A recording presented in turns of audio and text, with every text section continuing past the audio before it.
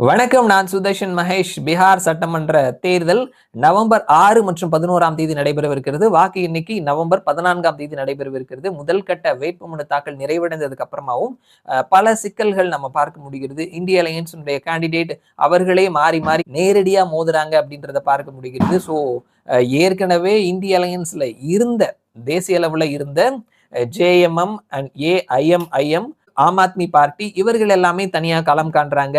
ஆப்போசிட்ல என்டிஏ இருக்கிறாங்க. இன்னொரு பக்கத்துல தேர்தல் வியூக வல்லுநர் பிரசாந்த் கிஷோரினுடைய ஜன்ஸ்வராஜ் பார்ட்டியும் களத்துல இருக்கிறாங்க. இந்த நேரத்துல மகாகட்பந்தனினுடைய அலையன்ஸ் அவர்களினுடைய வேட்பாளரை எதிர்த்து மகாகட்பந்தன் வேட்பாளரே போட்டியிடுறார் அப்படின்றது களத்தை இன்னமும் கூட சிக்கலாக்கி இருக்குது. ஸோ இந்த நேரத்தில் தேர்தலுக்கு முந்தைய கருத்து கணிப்பு முடிவுகளை நம்ம பார்த்துட்டு இருக்கிறோம். இந்த வீடியோல நம்ம வி பிரைசைட் அவர்கள் லேட்டஸ்டா வெளியிட்டிருக்கக்கூடிய பீகார் மாநிலத்துக்கான சட்டமன்ற தேர்தல் யாருக்கான வாய்ப்புகள் இருக்குது அப்படின்றத தெரிஞ்சுக்கலாம்.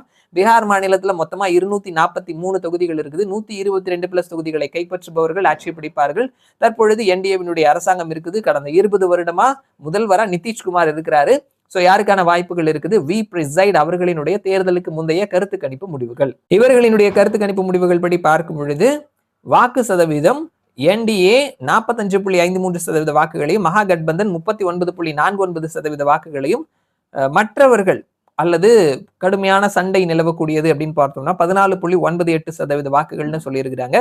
இது சீட்டா கன்வெர்ட் ஆகும் பொழுது என்டிஏ 135 150 இடங்களையும், மகாகட்பந்தன் 80 90 இடங்களையும், மற்றவர்கள் அண்ட் கடுமையான போட்டின்னு பார்த்தோம்னா 5 13 இடங்கள்னு சொல்லியிருக்கிறாங்க. ஸோ என்டிஏ மினிமம் சீட் பிடித்தா கூட 135, அவர்கள் மெஜாரிட்டிக்கு தேவையான இடங்களை பிடிக்கிறாங்க.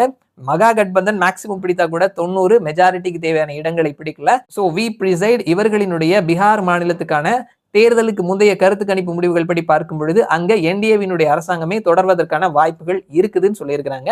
பார்க்கலாம் என்ன நடக்குது அப்படின்னு சொல்லிட்டு மறுபடியும் நான் உங்களை இன்னொரு வீடியோல சந்திக்கிறேன். அது வரைக்கும் நன்றி.